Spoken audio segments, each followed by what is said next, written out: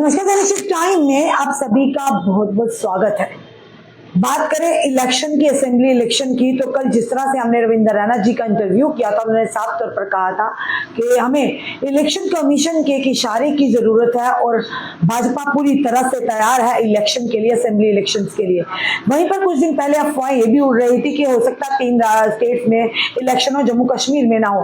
पर वहीं पर भारतीय जनता पार्टी के प्रदेश अध्यक्ष रविंद्र रैना ने साफ स्पष्ट कर दिया कि हम भी तैयार हैं और जल्द ही इलेक्शन की घोषणा होगी। उसी के चलते बताना चाहेंगे कि जो नेता है, यानी कि जो केंद्रीय मंत्री और नेताओं का जो आगमन है जम्मू कश्मीर में शुरू हो चुका है।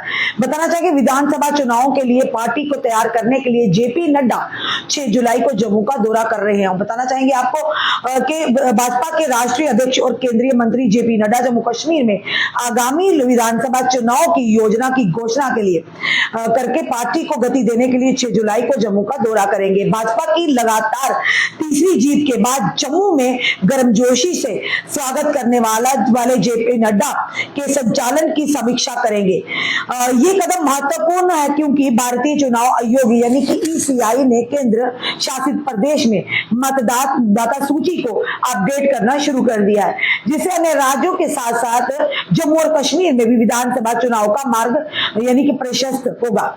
बताना चाहिए जम्मू कश्मीर भारतीय जनता पार्टी के प्रमुख रविंद्र रैना ने बताया कि जेपी नड्डा के कामकाज का आकलन करने और जम्मू कश्मीर में आगामी विधानसभा चुनाव के लिए रणनीति पर चर्चा करने के लिए जम्मू पहुंच रहे हैं।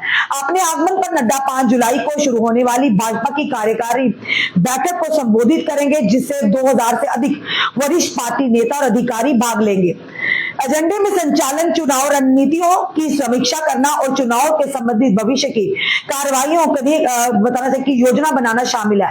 नड्डा के साथ जम्मू कश्मीर चुनाव प्रभारी जी किशन रेड्डी भी होंगे। उम्मीद है कि वह चुनाव संबंधी कार्यक्रमों की घोषणा करेंगे। रविंद्र रैना ने कहा कि हमें उम्मीद है कि ईसीआई जल्दी चुनाव की घोषणा करेगा, इलेक्शन कमीशन जल्दी चुनाव की घोषणा करेगा। उन्होंने कहा पार्टी का प्राथमिकता ध्यान जम्मू कश्मीर में भाजपा के नेतृत्व वाली सरकार बनाने पर जोर होगा। इस महत्वपूर्ण बैठक में जम्मू कश्मीर भाजपा प्रभारी तरुण चुग, सह प्रभारी आशीष सूद, केंद्रीय मंत्री डॉक्टर जितेंद्र सिंह, सांसद जुगल किशोर शर्मा और कई अन्य वरिष्ठ भाजपा और आरएसएस नेता भी भाग लेंगे, जो सूत्रों के आधार हम तक खबर पहुंची है।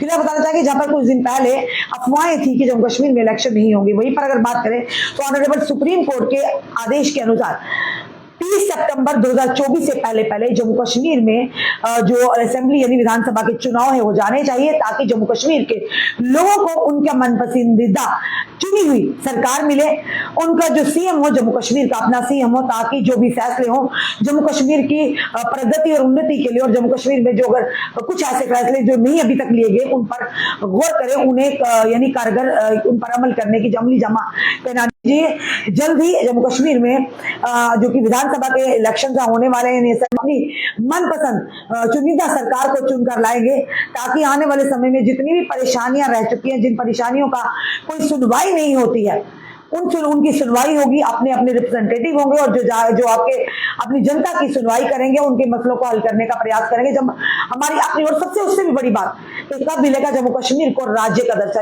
स्टेटहुड का दर्जा वापस।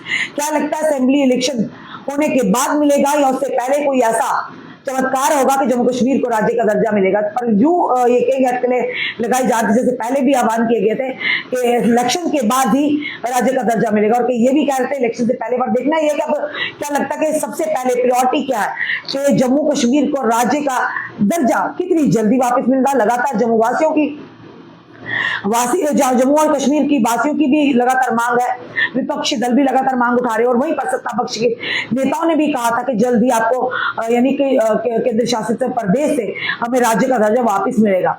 तो पर्दे देखना है कितनी जल्दी होगा, और साथ ही साथ ये जरूर कहेंगे कि सियासी गलियारों में हलचल शुरू हो चुकी है। अब घमासान होगा असेंबली इलेक्शंस में, नेताओं का हर पार्टी अपना वर्चस्व दिखाएगी।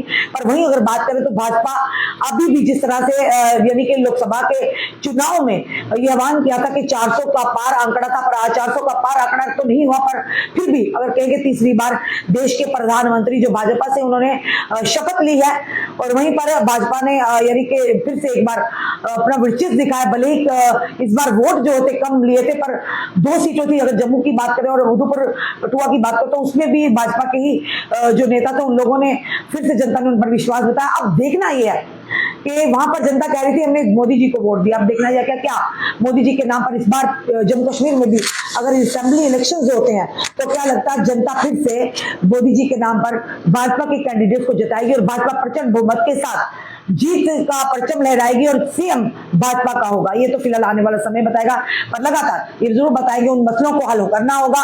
अगर वाकई भाजपा चाहती है कि हमारा ही सीएम हो, आने वाले समय में हमें प्रचंड बहुमत मिले।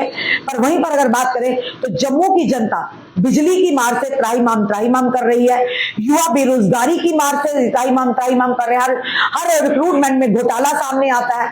वहीं पर अगर बात करें डेली वेजेस की बात करें, होमगार्ड्स की बात करें, आज Jammu based reserve category employees comprehensive policy की मांग कर रहे हैं। आशा वर्कर्स हैं, लैंड डोनर्स हैं, एनवाईसीज है, रैबरे जंगलात है, रैबरे खेल है, तो कई सारे ऐसे हैं, एसपीओज हैं हमारे, तो कई सारे ऐसे मसले हैं जिनको हल करना बड़ा ही जरूरी है। क्योंकि जम्मू की लोकल लीडरशिप जो है उन पर विश्वास है, तो इस बार लोकल लीडरशिप ही उन्हें नहीं वोट लेना है जम्मू वासियों से, जम्मू कश्मीर वासियों से, क्योंकि ये वोट उन्होंने जम्मू की जनता ने देना उन्हें। तो अब देखना यह है कि क्या लगता है कि सियासी गलियारों में तो हलचल शुरू हो चुकी है। एक तरफ ये अफवाहें उड़ रही थी कि जम्मू कश्मीर में असेंबली के इलेक्शन नहीं होंगे, पर वहीं पर कल रविंदर रैना जी ने भी स्पष्ट कर दिया कि जल्द होंगे जम्मू कश्मीर विधानसभा के यानी कि असेंबली के इलेक्शन। हर पार्टी को अपना वर्चस्व दिखाने का मौका मिलेगा और इस चुनावी रणभूमि फिर से एक बार घमासान देखने को मिलेगा। पर वहीं पर बात ये भी, कुछ दिन पहले भी हमने अपडेट दिया था कि पंचायती और जो कारपोरेशन के इलेक्शन है हो सकता है उससे पहले ये भी, पर इस तरह का कोई भी अभी हलचल देखने को नहीं मिल रही है। पर देखना यह कि कुछ भी हो सकता है।